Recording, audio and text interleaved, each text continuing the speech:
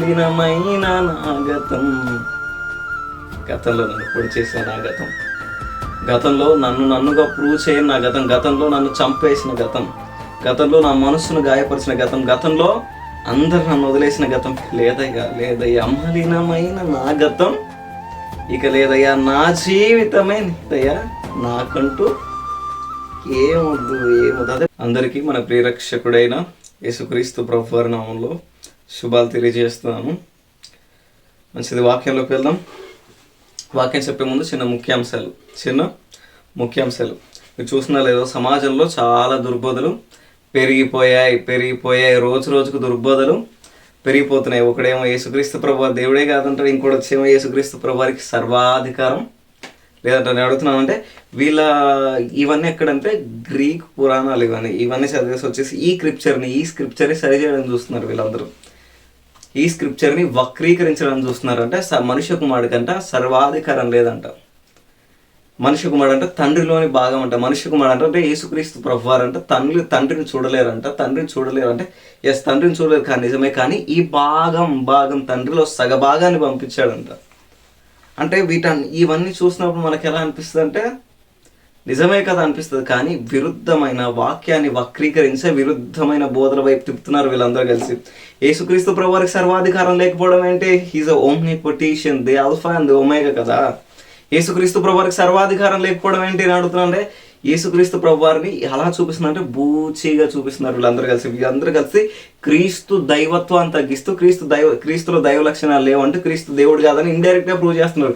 ఈ ప్రూవ్ చేసే తత్వాలు ఏవైతే ఉన్నాయో ఏరియన్స్ కనిపెట్టారు. ఇవన్నీ వీళ్ళందరూ మెయిన్ ఎలిమెంట్గా బేస్ చేసుకునేది ఏంటంటే క్రీస్తు దేవుడు కాదా, ఆయనకు అధికారం లేదని మెయిన్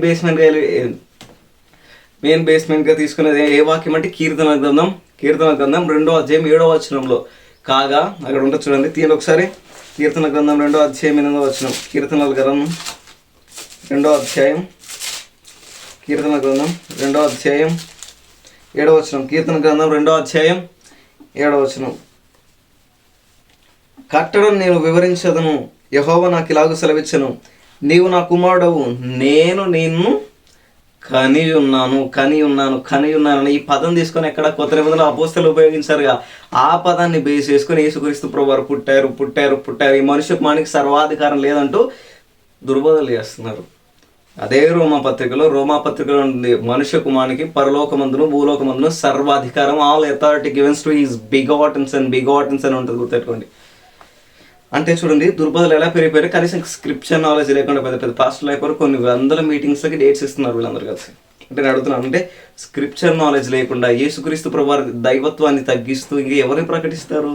క్రీస్తు దైవత్వాన్ని తగ్గించే మీరు ఇంకెవరిని ప్రకటిస్తారు? అద్వితీయ కుమారుడే, తండ్రి రొమ్మనున్న అద్వితీయ కుమారుడే ఆయన బయలుపరిచాడు. అంటే చూడండి, అదృశ్య దేవుని స్వరూపమే క్రీస్తు అయి ఉన్నాడు. అంటే అదృశ్య దేవునికి స్వరూపం ఏ క్రీస్తు అంటే ఈ క్రీస్తు దేవుడా కాదా అంటే ఇంతకుముందు చూడండి, ఇంతకు వీడియోలో క్రీస్తు దైవత్వాన్ని గురించి కొంచెం చెప్పాను. ఆ వీడియో చూడండి, చాలా క్లారిటీ వచ్చేస్తుంది మీకు. అంటే చూడండి, క్రీస్తు దైవత్వాన్ని తగ్గిస్తూ క్రీస్తుని బూచిగా చూపిస్తూ సమాజానికి ఏం మెసేజ్ ఇస్తున్నారు రా వీళ్ళంటే? ఏ మెసేజ్ ఇవ్వట్లా, క్రీస్తు దేవుడు కాదని మెసేజ్ చేస్తున్నారు. కుమారుని కంటే సర్వాధికారం దుర్బోధలు ఇచ్చింది. మళ్ళీ చెప్తాను, ఇలాంటి దుర్బోధల్ని నమ్మకండి. వీళ్ళందరూ స్క్రిప్చర్ నాలెడ్జ్ లేదు, బైబిల్ నాలెడ్జ్ లేదు, వేదాంతాలు ఏవో చదువుకొని వస్తారుగా. బైబిల్ అని అడుగుతున్నా అంటే బైబిల్ ఉందిగా, మనకు వేదాంతాలు వాటిలో వెళ్ళాల్సిన అవసరం మనకేంటి?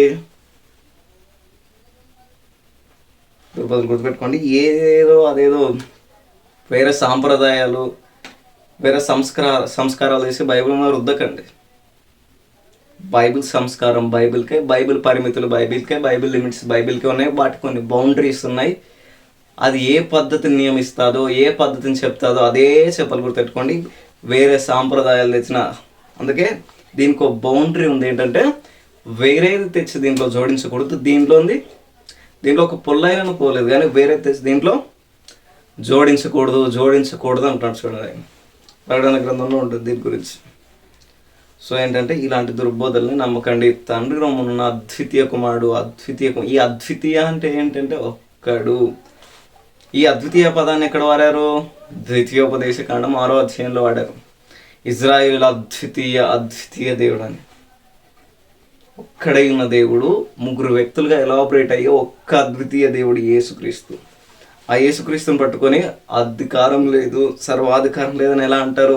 అధికారం ఉంటే తండ్రి నుంచి వేరుపడేవాడా? ఇలాంటి దుర్బోధన ఏమన్నా నమ్ముతాడా? ఒక్కడై ఉన్న అద్వితీయ దేవుడు, ఒక్కడై ఉన్న అద్వితీయుడే, ముగ్గురు వ్యక్తులుగా ఉన్న ఒక్క దేవుడు అని అంత క్లియర్గా మెన్షన్ చేశారు. దానికి ట్రినిటీ అని మన బైబిల్ పండితులు దానికి ట్రినిటీ అని పేరు కూడా పెట్టారుగా. అలాంటి దుర్బోధన నమ్మకండి, గుర్తెట్టుకోండి. వాక్యం తెలియదు అలాంటి వాళ్ళకి. సో అలాంటి దుర్బోధనలు నమ్మకండి. సో ఈరోజు చక్కగా వాక్యాన్ని విందాం. సరే, ఈరోజు ఏంటంటే పాట వివరణ చూద్దాం. ఈరోజు ఏ పాట అంటే నాకు నచ్చిన పాట, కొన్ని జీవితాలని క్రీస్తు వైపు తిప్పిన పాట. ఏం పాట అంటే యేసు నీ త్యాగమే నా పాప శిక్షకై. పాటను గురించి గుర్తుండి, చాలా మంచి పాట, చాలా చక్కగా రాశారు. చక్కటి సంగీతం కూడా దానికి. ఈ పాట రాసింది జేమ్స్ గారు, చక్కగా రాశారు. జేమ్స్ గారు డిజైర్ ఆఫ్ క్రైస్ట్ టీమ్ అంతా వీళ్ళంతా ఈ పాటను రాశారు. చాలా చక్కగా ఉంది, వినండి మీరైతే. దాదాపు ఇది రిలీజ్ అయ్యి 3 years అవుతుందన్న. దాని సందర్భాన్ని నేను తీసుకురాలేదు, కానీ ఇప్పుడు తీసుకొస్తున్నాను దాని సందర్భాన్ని. చాలా బాగుంది ఆ పాట. కావాలని సంఘానికి వివరించాలని ఈ పాటను వివరిస్తున్నా, కొంచెం వినండి. ఒక్క నిమిషం.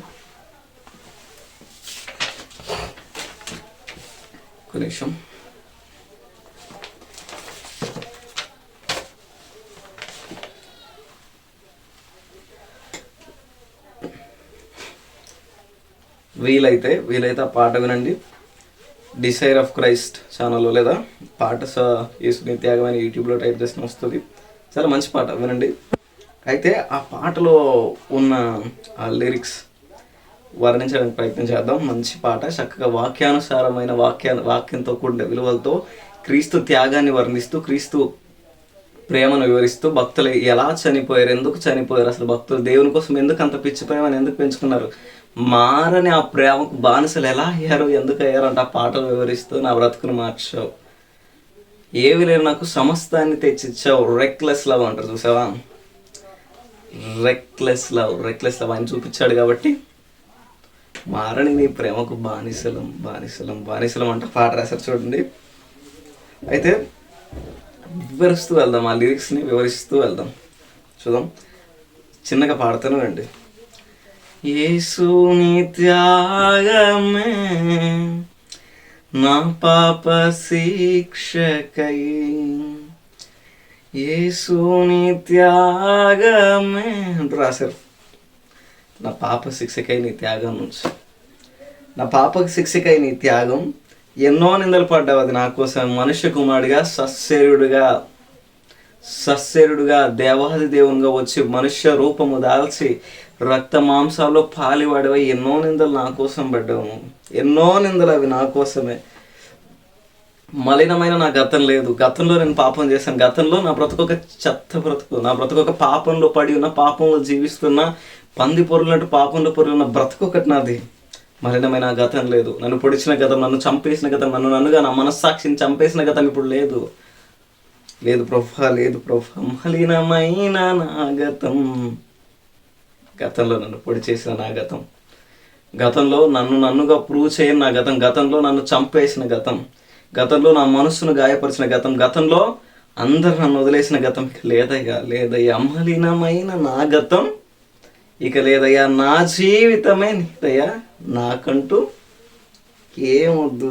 అదే భక్తులు చూడండి, భక్తుల జీవితాల్లో చాలా వర్ణరాహితంగా ఉంటుంది ఈ మాట. నా జీవితం నీది, నాకంటూ ఏమొద్దు, సశరీరుడుగా వచ్చావు, రక్త మాంసాల్లో పాలివాడిగా అయిపోయావు, నా కోసం నిందలు పడ్డావు, నా కోసం సమస్తాన్ని వదిలేసావు, రెక్లెస్ లవ్ నాకు చూపించావు ప్రభువా, నేను పోగొట్టుకున్న సమస్తాన్ని తెచ్చావు, బంధువులే ఎడబాసిన, అందరూ వదిలేసిన, మారని నీ ప్రేమకు బానిసగా మార్చుకున్నావు, నిత్య జీవాన్ని మాకు ఇచ్చావు, నిత్య వధను నువ్వు అనుభవించి రక్త మాంసాన్ని శరీరమైనను సొగసైనను రూపైనను లేక మా కోసం చనిపోయావు గనక మారని నీ ప్రేమకు మేము బానిసలం ప్రభువా. మలినమైన మా గతం లేదు, మమ్మల్ని చంపేసిన మా గతం లేదు, నా బంధువులే నన్ను కాదనుకున్న నా గతం లేదు, నా మనస్సును చంపేసిన, నా మనస్సును పొడుస్తున్న నా గతం ఇప్పుడు లేదయ్యా, మలినమైన నా గతం లేదు. అయితే ఆ గతం లేదు కానీ నా జీవితం నీదయ్యా, నాకంటూ ఏదో నా బ్రతుకును మార్చావు కాబట్టి ఈ జీవితం నీది ప్రభువా అంటారు రాశారు. నా జీవితమే నీదేనయ్యా, నాకంటూ ఏముందయ్యా. అక్కడ కింద రాశారు చూడండి, ఇది యోసేపు జీవితం నుంచి ఎలాబరేట్ చేస్తూ రాశారు ఈ పాటను. ఇది కింది ఒకటో చరణం. బంధువులే బాధించడ బాసిన, నా వారే నన్నే అమ్మేసిన, స్నేహితులే చూడనట్టు వెళ్ళిపోయినా, నన్ను ఒంటరిని చేసి రాళ్ళు రువ్విన, నా జీవితమే నీదయ్యా, నాకంటూ ఏమవుతాయా. యోసేపు జీవితం నుంచి ఒక ఛాయగా తీసుకుంటూ రాశారు ఈ వచనాన్ని. యోసేపుని చూడండి, అందరూ వెలివేశారు. సొంత అన్నలే, బంధువులు కూడా కాదు, సొంత అన్నలే, రక్తం పంచుకొని పుట్టిన అన్నలే యోసేపును చంపడం చూశారు, చంపేశారు. యూదా అన్నాడు, వాడిని చంపి మనం ఏం చేస్తాం, అమ్మేసి రూకలు చేర్చుకుందాం అన్నారు. అమ్మేశారు యోసేపును. అంతవరకు అమ్మేసిన యోసేపును దేవుడు రాజస్థానంలో తీసుకొచ్చారు. కానీ మళ్ళీ ఏంటి రాశారు చూడండి, బంధువులే బాధించి యోసేపు రాస్తాడు ఈ మాటలు. యోసేపు గురించి రాశారు చూడండి, బంధువులే బాధించడ బాసిన, నా వారే నన్నే అమ్మేసిన, స్నేహితులే చూడనట్టు నన్ను వెళ్ళిపోయినా. ఇది కొత్త నిబంధన భక్తుల జీవితాల్లో కూడా ఇదంతా నెరవేరింది. క్రీస్తు నమ్ముకుంటే బంధువులు ఎడబాస్తారు, క్రీస్తు నమ్ముకుంటే ఇంటి వారే శత్రువులుగా మారుతారు. అక్కడ రాసి చూడండి, నా వారే నన్నే అమ్మేసిన, స్నేహితులే చూడనట్టు వెళ్ళిపోయినాయి. క్రీస్తు నమ్ముకున్నాడు రా, ఇటు తక్కువ కులమోడు రా, ఇటు తక్కువ దేవుడు నమ్ముకున్నాడు రా అని బంధువులే ఎడబాసిన, స్నేహితులే వెలివేసిన, చూడనట్టు వెళ్ళిపోయి నన్ను చూసి రాళ్ళు రువ్విన, సత్యాన్ని న్యాయం కోసం నిలబడ నన్ను చూసి రాళ్ళు రువ్విన, నా జీవితమే నీదయ్యా, నాకంటూ ఏముందయ్యా అని రాశారు చూడండి.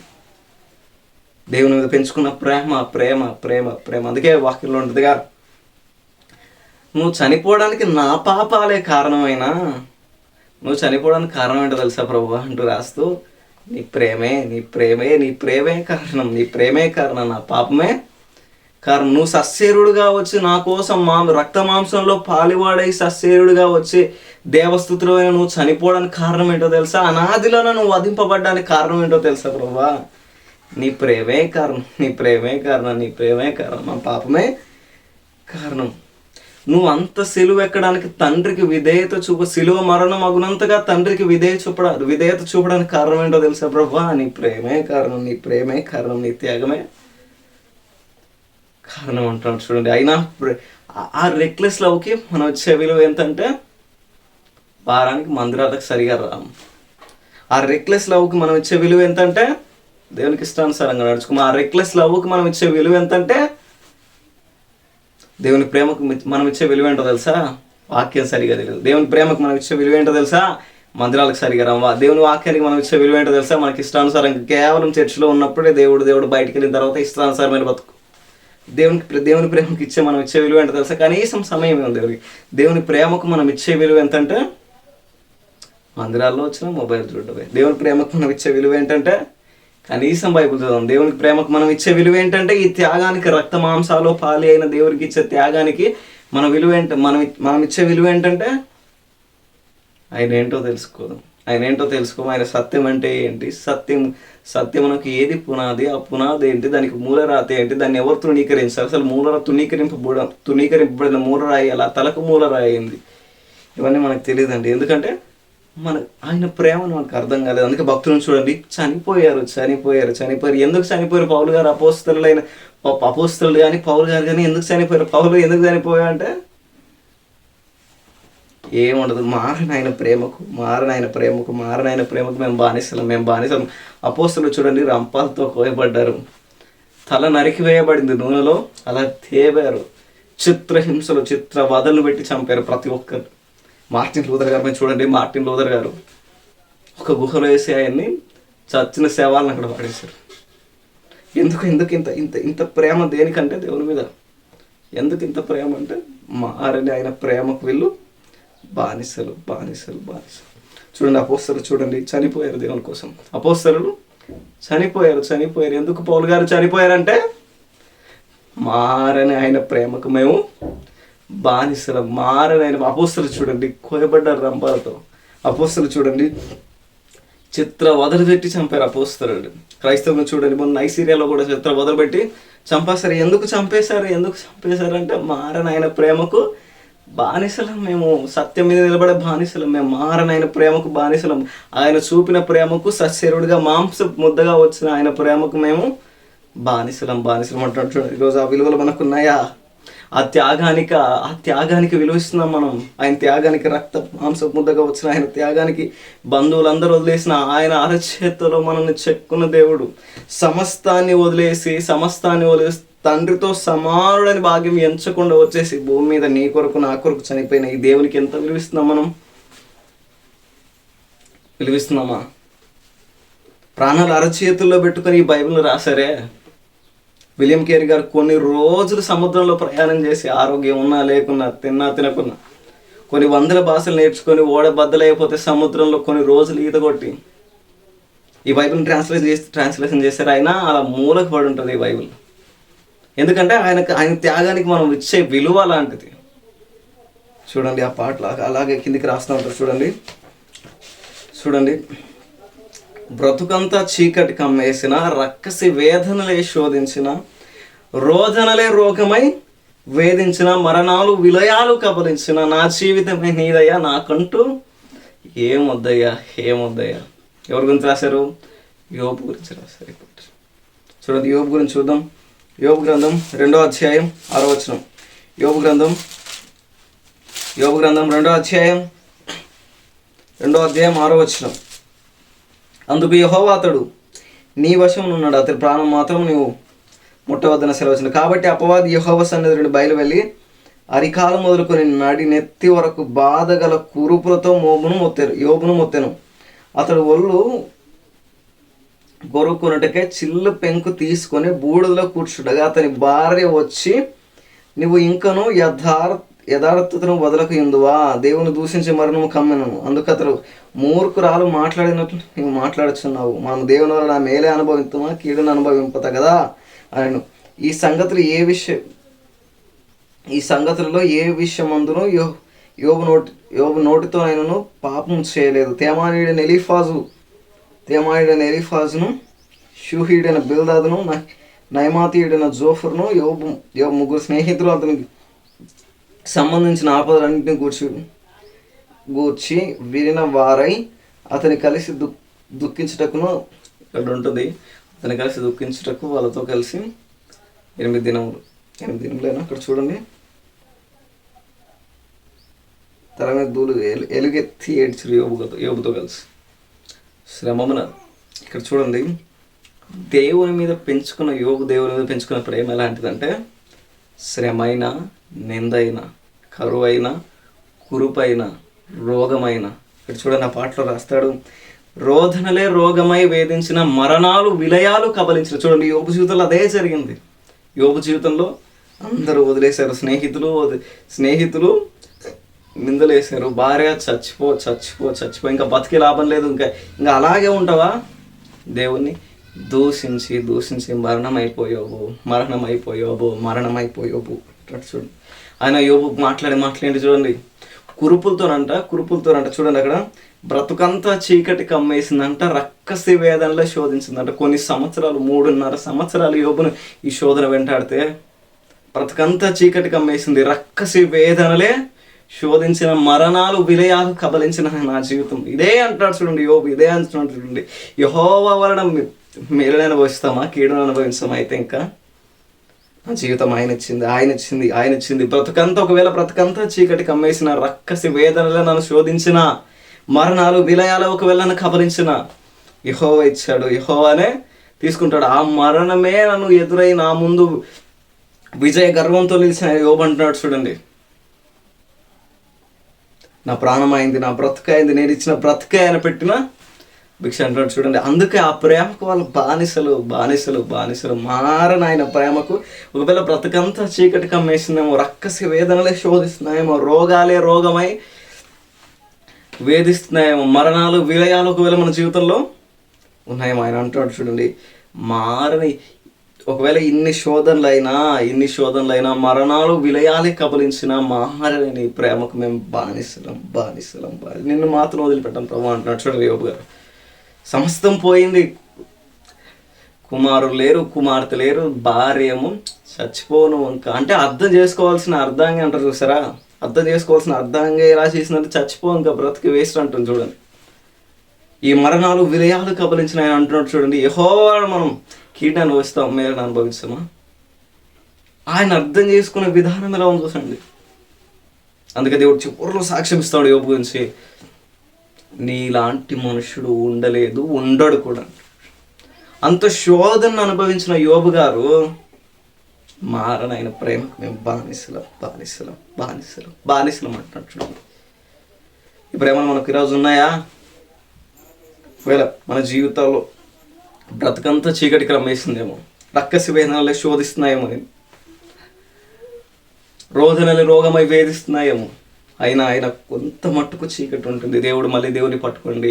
ఆయన కోసం తండ్రికి ఎలాగైతే యేసుక్రీస్తు ప్రభువారు విధేయత, సిలువ మరణం అగునంతగా విధేయత చూపారు, అలా విధేయత చూపగలుగుతున్నాము. మారణ ఆయన ప్రేమకు, సశరీరుడిగా వచ్చిన ఆయన ప్రేమకు, మాంసపు ముద్దగా మారిన ఆయన ప్రేమకు మనం విధేయత కలిగి ఉన్నామా? లోబడుతున్నామా? ఎవరికి ఇష్టానుసారంగా బతుకుతున్నామా? అంటే ఒకవేళ అలాంటి పరిస్థితులు వచ్చినా విడిచిపెట్టకండి. ఒకవేళ మరణమే విజయ గర్వంతో మన ముందు నిలిచినా విడిచిపెట్టకండి. విజయ గర్వంతో, మరణంపై విజయం సాధించిన యేసు విజయ గర్వంతో మన ముందు నిలబడిన జయశీలిగా ఉన్నాడు కాబట్టి భయపడకండి. మరణమా నీ విజయం ఎక్కడ, మరణమా నీ ముళ్ళెక్కడని అపవాది రాజ్యాన్ని కైవాసం చేసుకున్న ఈ యేసు నజరేయుడైన యేసు కోసం చనిపోయే సిద్ధ మనసు మనలో ఉందా?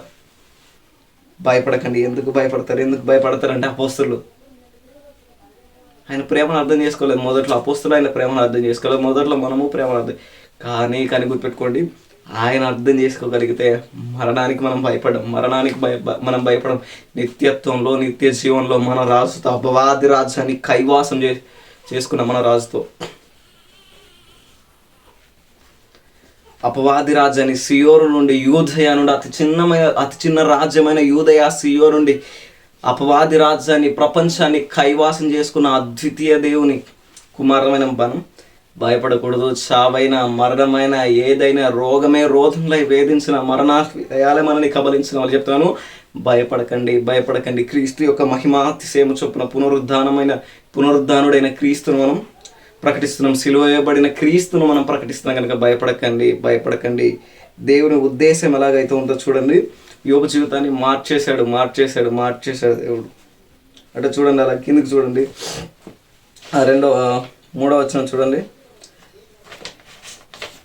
పౌలు జీవితం గురించి దీన్ని రాస్తాడు.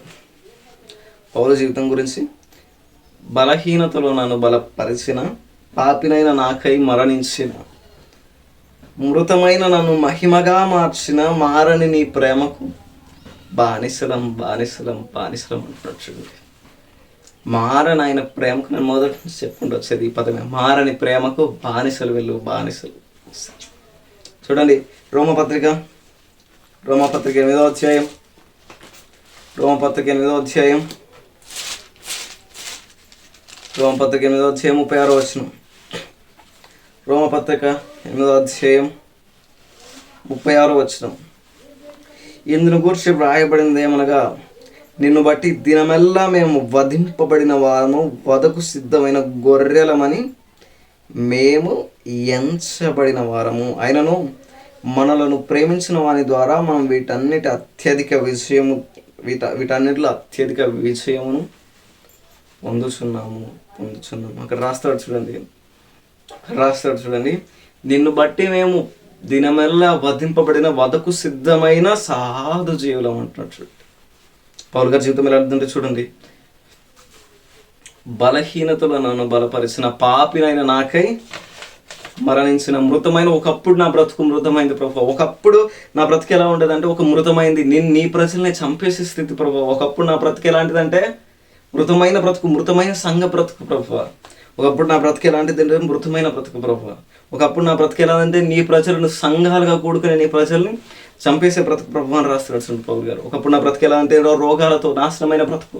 ఒకప్పుడు నా బ్రతుకు ఏంటంటే పాపం నా మీద ఏలుబడి చేసే బ్రతుకు ప్రభు. ఒకప్పుడు నా బ్రతుకు ఎలాంటిదంటే నాకేమీ తెలియని పాపం నన్ను ఏలుబడి చేస్తూ, నన్ను హింసిస్తూ, నా మనసును పొడి చేస్తూ, మనుషులందరూ కలిసి నన్ను మోసం చేసిన పరిస్థితి ప్రభు. ఇప్పుడైతే అలా లేదు. మృతమైన నన్ను మహిమగా మార్చావు. నీ సేవకై, నీ మహిమ కలిగిన సేవకై, నీ ఉన్నతమైన పరిశీలన, నీ ఉన్నతమైన స్వార్థను ప్రకటించే భాగ్యం నాకు ఇచ్చావు. అందుకే ప్రభా, మారని నీ ప్రేమకు బానిసలం అంటాడు. చూడండి, బలహీనతలో నన్ను బలపరచు. ఏ తోడు లేనప్పుడు, ఎవ్వరు లేనప్పుడు, విశాలమైన వీధుల్లో నా మనసు అంధకార స్థితిలో, నా మనసు చనిపోయినప్పుడు, నా మనసు అంధకార స్థితిలో ఉన్నప్పుడు నన్ను దర్శించవు. నన్ను ప్రేమించవు ప్రభువా, నన్ను ప్రేమించవు. ఆ ప్రేమ ఎలాంటిదంటే నా పాపాలే కారణమైన. ఆ ప్రేమ ఎలాంటిదంటే నా పాపాలే కారణమైన, నువ్వు వచ్చి చనిపోవడానికి నా పాపాలే కారణమైన, అనాదిలో నువ్వు చనిపోవడానికి నా పాపాలే కారణమైన, నువ్వు చనిపోవడానికి కారణం ఏంటో తెలుసా? నీ ప్రేమే కారణం, నా పాపమే కారణం ప్రభువా. సస్యరుడుగా నువ్వు మాంసపు ముద్దగా రావడానికి కారణం ఏంటో తెలుసా? నన్ను బలపరచడానికే, బలహీనుడైన నన్ను బలపరచడానికే ప్రభువా. ఒకవేళ బ్రతకంతా చీకటి కమ్మేసిందేమో, రక్కసి వేదనలే శోధిస్తున్నామో, రోగమే రోదనలే వేధిస్తుందేమో, అయినా గుర్తుపెట్టుకోండి మరి చెప్తాను, క్రీస్తు కోసం చనిపోయే మనసు మనకు కావాలి. ఏమున్నా లేకున్నా ప్రభు కోసం బ్రతకాలి. అపోస్తలు చూడండి, పౌలు ఎందుకు పౌలు గారు చనిపోవునంత ఆయన మీద ఇష్టం పెంచుకున్నాం అంటే మారని ప్రేమకు మేము బానిసలం అంటుంటుంది. బాప్తిసం వచ్చి ఎందుకు యోహాను చనిపోవునంతగా పాపాన్ని వ్యతిరేకించామంటే ఏమీ కారణం లేదు. మారని ప్రేమకు, ఆ సత్యానికి మేము ఆ సత్యానికి ప్రేమకు మేము బానిసలం. అపోస్తలైన మిషనరీలైనా చూడండి, చంపేశారు. హతసాక్షుల పుస్తకం మీరు చదవండి, హతసాక్షులనే పుస్తకాన్ని మీరు చదవండి. హతసాక్షులైన పుస్తకం మీరు చదవండి. ఒక మిషనరీని చంపేస్తుంటే, కట్టెలు పెట్టి తగలెడుతుంటే ఆయన అన్నాడంట, ఇంతవరకు ఈ సత్యాన్ని దాచారు, నా చావుతో ఈ సత్యానికి నేను ముద్ర వేస్తున్నాను అని రాశారు. ఎందుకు చనిపోయారంటే అపోస్తలులు కానీ, మిషనరీలు కానీ, ప్రవక్తలు కానీ బానిసలం. దేనికి బానిసలం అంటే మారని ఆయన ప్రేమకు మేము బానిసలం. చనిపోయిన ఆ పునరుద్ధానానికి మేము సాక్షులం అంటున్నాడు. చూడండి, ఈరోజు ఆ విలువలు మన దగ్గర ఉన్నాయా? మారనైన ప్రేమకు మనం విలువనివ్వగలుగుతున్నామా? మారనైన ప్రేమకు మనం విలువనివ్వగలుగుతున్నామా? ఏంటి ప్రేమ అంటే? సమస్తాన్ని కోల్పోయి ఒకప్పుడు దరిద్రతలో పడి ఉన్న, పాపంలో జీవిస్తున్న, చచ్చిబడిపోయిన ఓ బ్రతుకుకు సమాధానం, సత్యాన్ని అందించిన, త్యాగం, మహా ఉగ్రతను తప్పించి మన కొరకు చనిపోయిన తిరిగి లేచిన ఒకరి ప్రేమ. నువ్వే కావాలనుకునే ఒక ప్రేమ. ప్రపంచమంతా వదిలేసిన, ప్రపంచమంతా వేరుపడిన, ప్రపంచమంతా నిన్ను నిందిస్తున్నా, నువ్వు ఒక్కడివే నాశనమైపోవాలని నిన్ను పలు పన్నాగాలు పన్నుతున్నా, నువ్వే కావాలనుకున్న ప్రేమ కూడా ఒకటి ఉంది. ఈరోజు చూడండి, సువార్త చెప్పండి ధైర్యంగా. ఈరోజు నువ్వే కావాలనుకున్న ప్రేమ కూడా ఒకటి ఉంది. సమస్తాన్ని కోల్పోయినా, అంత నా జీవితం అయిపోయిందని నువ్వు అనుకున్నా, నువ్వే కావాలనుకునే ప్రేమ కూడా ఒకటి ఉంది. నువ్వు నమ్మగలవా? ఆ ప్రేమ నేను ఈరోజు పిలుస్తుంది. గుర్తుపెట్టుకున్నా. ఆ ప్రేమ పేరు యేసు ప్రేమ పేరు. అద్వితీయ దేవుని కుమారుడే మహా ఉగ్రతను, సమస్తాన్ని మనకి చనిపోయే స్థితిలో కూడా తిరిగి లేపిన ప్రేమ. ఎంతలా మనల్ని ప్రేమించాడంటే చూడండి, తండ్రికి విధేయత చూపినంతగా, శిలువ మరణమునకు తను తాను అప్పగించినంతగా తండ్రికి విధేయత చూపితే, సమస్తాన్ని మన కోసం ఆ మహామహిమను విడిచి దిగి వచ్చినంత ప్రేమగా తన అనాది సంకల్పాన్ని ఎప్పుడైతే నిశ్చయించుకున్నాడో, అనాదిలోనే ఆయన చనిపోయాడు. అనాదిలో ఒక గొర్రెపిల్ల వధింపబడింది. ఆ ప్రేమే అనాదిలో వధింపబడిన ఆ ప్రేమ నేను ఇంకా ప్రేమిస్తున్నాను. అనాదిలో వధింపబడిన ఆ ప్రేమ నేను ఇంకా పిలుస్తుంది. చూడండి, చివరిలో నేను చెప్తాను. చూడండి, అక్కడ ఉంటుంది చూడండి, యేసు త్యాగమే నా పాప శిక్షకి, ఎన్నో నిందలు నా కోసమే, మరణమైన నా గతం ఇంకా లేదు అంటాడు. చూడండి, అప్పటి వరకు యోబు జీవితమైనా అంతే, అప్పటి వరకు యోసేపు జీవితమైనా అంతే, అప్పటి వరకు పౌలు జీవితమైనా అంతే. ఒకప్పుడు నాశనమైన బతుకులు, ఒకప్పుడు పాపం మాత్రమే వారి మీద ఏలుబడి చేస్తుంది, పాపం మాత్రమే వాళ్ళను నాశనం అర్ధ పాతాలలోకి తీసుకుపోతుంది. మనం ఇంకా పాపులమై ఉండగానే ఆయన క్రీస్తులో ఏర్పరచుకొని మనల్ని ప్రేమించాడు. అందుకే చూడండి, ఇప్పుడైతే మా బ్రతుకుని మార్చాడు. ఒకప్పుడు పాపం మా దగ్గర లేదు, ఒకప్పుడు బలహీనత, ఒకప్పుడు దరిద్రత మా దగ్గర లేదు. ఇప్పుడు ఆయన మా జీవితాన్ని మార్చాడు. ఎన్నో నిందలు పడ్డాడు మా పాప శిక్షకై. మలినమైన మా గతం ఇంకా లేదు. ఒకప్పుడు మమ్మల్ని నాశనం చేసే మా గతం, ఒకప్పుడు అందరు మమ్మల్ని వద్దనుకున్న మా గతం, ఒకప్పుడు లేనప్పుడు మమ్మల్ని వద్దనుకునే గతం, ఒకప్పుడు నా మనసును తూట్లు పడిచిన గతం ఇంకా లేదు. ఆ పాటలు మాట్లాడుతున్నట్టు చూడండి, మలినమైన నాగతం ఇక లేదయ్యా, నా జీవితమే నీదేనయా, నాకంటూ ఏమొద్దయ్యా. చూడండి, ఈరోజు తీర్మానం తీసుకున్నాం. తీర్మానం ప్రతి ఒక్కరు ప్రభువా తీర్మానం తీసుకోండి. ప్రతి ఒక్కరు ప్రభువా, ఇంతవరకు అయితే పాపంలో దరిద్రతలో జీవించాం ప్రభువా, ఇంతవరకు అయితే నీ ప్రేమను గుర్తించకుండా ప్రభువా, ఆరని అగ్నికి మేము ఆహుతిగా మారుతున్నప్పుడు, అగ్నికి మేము ఆహుతిగా మారుతున్నప్పుడు నువ్వు అడ్డేసుకున్నావు ప్రభువా. మరణం మాత్రం మా మీద ఏలుబడి చేస్తున్న స్థితిలో, మరణం తర్వాత కూడా ఇంకో మరణం మా మీద ఏలుబడి చేసే స్థితిలో నువ్వు అడ్డంగా నిలబడ్డావు ప్రభువా. అయితే ఆ ప్రేమకు మేము బానిసలం అవ్వాలని ఆశపడతాం. ఆ ప్రేమకు మేము బానిసలం ప్రభువా. మాకేదో పరలోకం వస్తుందనో కాదు, కానీ నీ ప్రేమను అర్థం చేసుకునే భాగ్యాన్ని మాకు అనుగ్రహించు ప్రభువా అంటే ప్రార్థన చేద్దాం. తీర్మానం తీసుకుందాం ఈరోజు ప్రభువా. ఇంతవరకు అయితే నేను అర్థం చేసుకోలేదు ప్రభువా, ఇక్కడ అర్థం చేసుకునే భాగ్యాన్ని మాకు అనుగ్రహించు. నీ త్యాగాన్ని, నీ విలువను మాకు తెలుసుకునే కృప భాగ్యాన్ని మాకు అనుగ్రహించు. ఇంతవరకైతే పాపంలో తిరిగాం, ఇంతవరకైతే నీకు ఇష్టం లేని బ్రతికైతే బ్రతికాం, కానీ నీకు ఇష్టానుసారమైన బ్రతికే భాగ్యాన్ని మాకు అనుగ్రహించమని ప్రార్థన చేస్తూ, మారని నీ ప్రేమకు భక్తులు ఎలాగైతే బానిసలు అయ్యారో ప్రభువా, అలా అయ్యే కృపను మాకు అనుగ్రహించు.